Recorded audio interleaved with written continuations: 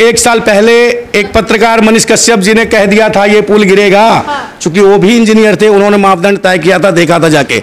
क्यों ये सरकार सो रही थी? उस व्यक्ति को उन्होंने नशे लगा के अंदर करवा दिया। जो व्यक्ति सच दिखाएगा, जो व्यक्ति सच बोलेगा, उसको ये अंदर कर देंगे।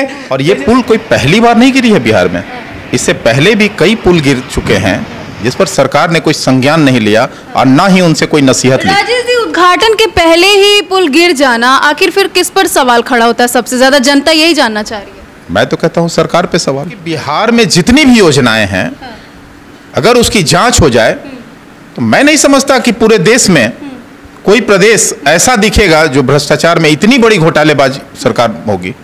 एक 43 सीट की सरकार वाले नेता अपने बिहार को छोड़ के बिहार में पुल गिर रहा है, बिहार में हत्या हो रही है, बिहार में बलात्कार हो रहा है, बिहार में शिक्षा नहीं है, बिहार से पलायन हो रहा है, और वो व्यक्ति पीएम बनने के उसमें अलग अलग राज्यों में घूम रहा है और बिहार को उसके बदहाल स्थिति पे छोड़ दिया। कुमार जी तो कहते हैं कि वो बिहार के विकास के लिए बात करते हैं, बिहार का विकास अब हो रहा है, तो फिर ये क्या दिख रहा है इस तरीके से वीडियो? कौन सा विकास हो रहा है? एक पुल गिर रहा है, कहीं बहन बेटियों का बलात्कार हो रहा है, कहीं डकैती डल रही है, हत्याएं हो रहे हैं, शराब से लोग पी के मर रहे हैं, ये विकास है? गलती किसकी हो सकती? इतनी बड़ी जो लापरवाही है वो किसकी हो सकती है? सरकार सिर्फ नीतीश कुमार की। देखिए, मैं दिल्ली का अध्यक्ष हूं, अगर ताली मेरे सर अगर अच्छे काम का होगा तो, अगर गलत काम होगा तो उसकी जिम्मेवारी मेरी होगी।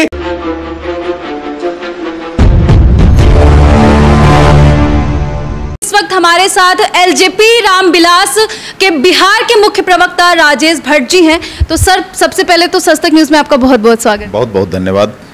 पहला सवाल यही करेंगे राजेश जी कि बिहार जैसे प्रदेश में इतना बड़ा पुल गिर जाता है और अभी भी लोग राजनीति कर रहे हैं, तो क्या बोलेंगे? सरकार की नैतिकता पूरी तरह गिर गई है। प्रदेश के मुख्यमंत्री माननीय नीतीश कुमार जी लगातार सुशासन की बात करते हैं, जीरो टॉलरेंस की बात करते हैं, जीरो टॉलरेंस का माला जपते हैं, और मैं कहता हूं कि पूरी तरह सरकार जो है भ्रष्टाचार में आकंठ डूबी हुई है, उसी की परिणति है। और ये पुल कोई पहली बार नहीं गिरी है बिहार में, इससे पहले भी कई पुल गिर चुके हैं जिस पर सरकार ने कोई संज्ञान नहीं लिया और ना ही उनसे कोई नसीहत ली। राजेश जी, उद्घाटन के पहले ही पुल गिर जाना, आखिर फिर किस पर सवाल खड़ा होता है? सबसे ज्यादा जनता यही जानना चाह रही है। मैं तो कहता हूँ सरकार पे सवाल, इसलिए कि सरकार ने ये तय किया था, सरकार ने किसको निर्माण कार्य के लिए वेंडर चुना, सरकार ने क्या मानक तय किए। देखिए, प्रदेश के मुख्यमंत्री माननीय नीतीश कुमार जी खुद को इंजीनियर कहते हैं, पेशे से वो इंजीनियर भी थे, इसलिए मैं समझता हूं कि तकनीकी ज्ञान तो उन्हें पूरी तरह है, लेकिन अब गुणवत्ता के लिए अगर उत्तरदायी नहीं होते हैं तो मैं समझता हूं कि यह बेहद दुर्भाग्यपूर्ण है।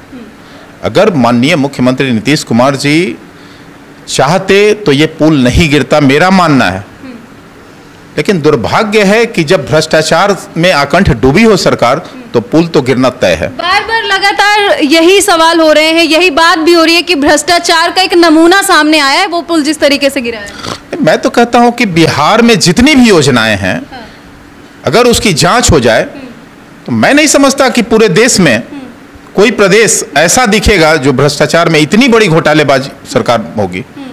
देखिए, 7 निश्चय की योजना भ्रष्टाचार का, लूट और भ्रष्टाचार का पूरी तरह से पिटारा बन के रह गया। अब पुल की बात करें तो इससे पहले कई पुल गिर चुके हैं। माननीय नीतीश कुमार जी अगर जीरो टॉलरेंस की बात करते हैं तो उन्होंने कार्रवाई क्या की? आखिर किस पे दोष तय किया गया? लेकिन वर्तमान सरकार की तरफ से तो यही बयान आ रहा है कि जब बीजेपी की सरकार थी तो उनके द्वारा ये निर्माण चल रहा था। अभी हालांकि विपक्ष के लोग भी, बीजेपी वाले भी लगातार यही कह रहे हैं कि सीएम नीतीश कुमार को इस्तीफा दे देना चाहिए। मैं कहता हूं कि कप्तान को ताली तो कप्तान को गाली।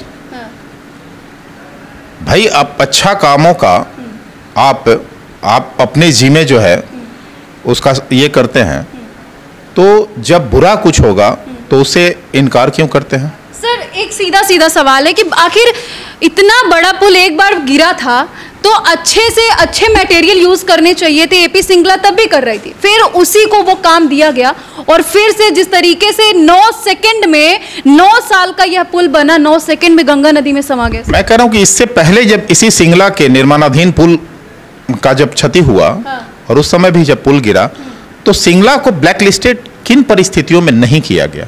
सवाल तो बनता है। आखिर सरकार अब तो ये कहा जा रहा है कि जांच के लिए भेजा। सरकार क्यों मजबूर रही? सिंगला पे कार्रवाई का ना होना अपने आप में एक प्रश्न चिन्ह है सरकार पे, और मौजूदा सरकार पूरी तरह से भ्रष्टाचार की आकंठ में डूबी हुई है।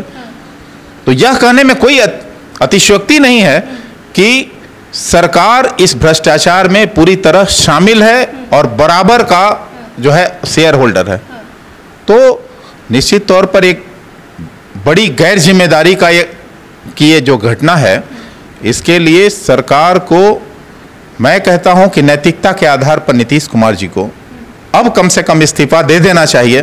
थोड़ी सी भी नैतिकता बची हो तो, नहीं तो पुल गिर रहे हैं। मैं समझता हूं कि नैतिकता उससे ज्यादा कहीं गिर चुकी है। तो कहीं ना कहीं राजेश भट्ट जी की अपनी राय थी पुल को लेकर के। अभी हम शंकर मिश्रा जी से भी बात करेंगे, जो एलजेपी रामविलास पार्टी के प्रदेश अध्यक्ष हैं दिल्ली से, तो उनकी भी राय जानने की कोशिश करेंगे। शंकर जी, चूंकि आप बिहार के बारे में जानते भी हैं ज्यादातर और अपनी आवाज भी लोगों के सामने रखते हैं, बिहार में इतना बड़ा पुल गिर जाता है तो इस पर क्या बोलेंगे? आखिर उस पुल गिरने का मेन रीजन क्या हो सकता है?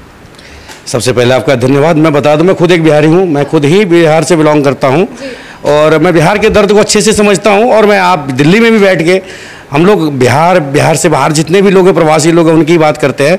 रही बिहार की बात, पुल गिर गया है, एक ताश के पत्ते की तरह एक इतना बड़ा पुल गिर गया। यह नीतीश कुमार जी की नैतिकता गिर गई, नीतीश कुमार जी का बल गिर गया है, नीतीश कुमार जी का जीरो टॉलरेंस गिर गया है। नीतीश कुमार जी पूरी तरीके से ये सरकार भ्रष्टाचार में लिप्त है और ये नीतीश कुमार जी के घर के पैसे नहीं है। लेकिन नीतीश कुमार जी तो कहते हैं कि वो बिहार के विकास के लिए बात करते हैं, बिहार का विकास अब हो रहा है, तो फिर ये क्या दिख रहा है इस तरीके से वीडियो? कौन सा विकास हो रहा है? एक पुल गिर रहा है, कहीं बहन बेटियों का बलात्कार हो रहा है, कहीं डकैती डल रही है, हत्याएं हो रहे हैं, शराब से लोग पी के मर रहे हैं, ये विकास है? नल जल योजना विकास है? अगर ये विकास का मापदंड है तो हमारी पार्टी, मेरे नेता राष्ट्रीय अध्यक्ष आदरणीय चिराग पासवान जी इस विकास को नकारते हैं, हम इस विकास को नकारते हैं। विकास का मापदंड ये नहीं होता, ये तो हमारी मूलभूत सुविधा है, हमारी मूलभूत सुविधा जो आपको देना है, गली नली सड़क बिजली, ये तो हमारी मूलभूत सुविधा है, जनता की मूलभूत सुविधा है। नीतीश कुमार जी इसी को विकास मानते हैं। विकास जब होता है नीतीश कुमार जी, जब यहाँ से पलायन रुक जाती है। हमारे नेता कहते हैं बिहार फर्स्ट, बिहारी फर्स्ट में ये विजन है, तभी तो हमारे नेता का निकलने का कारण क्या था इनके एनडीए से?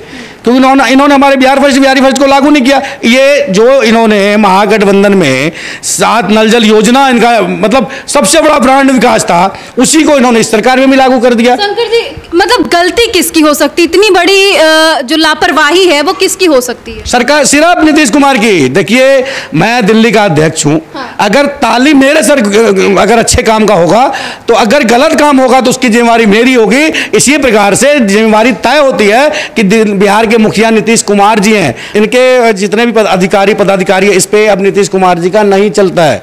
नीतीश कुमार जी का सुशासन प्रशासन कोई नहीं सुनता है। तो आप बहुत बड़ी बात कह रहे हैं। नहीं, हकीकत कह रहा हूं मैं। ये आप जाके बिहार में नीतीश कुमार जी की वैल्यू धीरे धीरे खत्म होती जा रही है। किसकी वैल्यू है?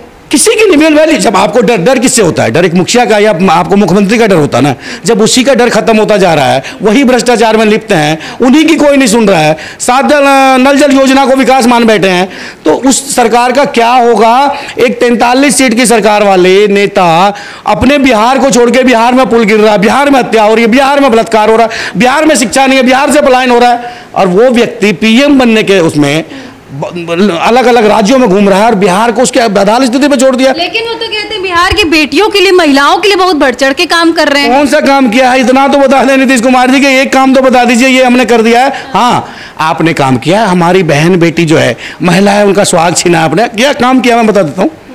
जहरीली शराब से जो इनकी कंपनी चल रही है ना, इनकी पार्टी के नेता जो जहरीली शराब बेच रहे, इन्होंने ये काम किया।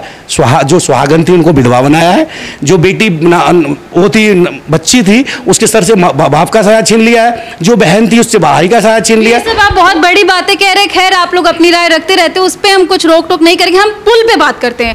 पुल गिर जाता है, उसके बाद भी अब राजनीति चरम पर आ गई। मैं सीधी सी बात कहता हूँ, 1 साल पहले एक पत्रकार मनीष कश्यप जी ने कह दिया था ये पुल गिरेगा, चूंकि वो भी इंजीनियर थे, उन्होंने मापदंड तय किया था, देखा था जाके, क्यों ये सरकार सो रही थी। उस व्यक्ति को उन्होंने नशे लगा के अंदर करवा दिया। जो व्यक्ति सच दिखाएगा, जो व्यक्ति सच बोलेगा, उसको ये अंदर कर देंगे। पार्टी की तरफ से क्या कुछ मांगे हैं? देखिए, हमारी पार्टी सबसे पहले मांग करती है कि इसकी इंक्वायरी होनी चाहिए। किसी और उसकी सीबीआई से इंक्वायरी, वहाँ की एजेंसी साहब उसी इंजीनियर की एजेंसी से चोर चेर मोसरी भाई एक इंजीनियर कैसे कह देगा गलत चीज़ थी, ये मटेरियल गलत था।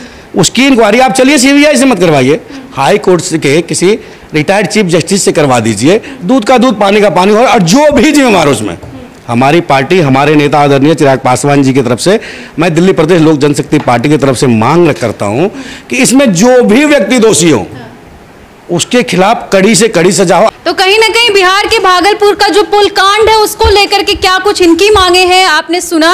आप क्या कुछ कहेंगे कमेंट सेक्शन में जाकर के जरूर बताएगा। आगे आपको ऐसी जानकारी देते रहेंगे। जय हिंद।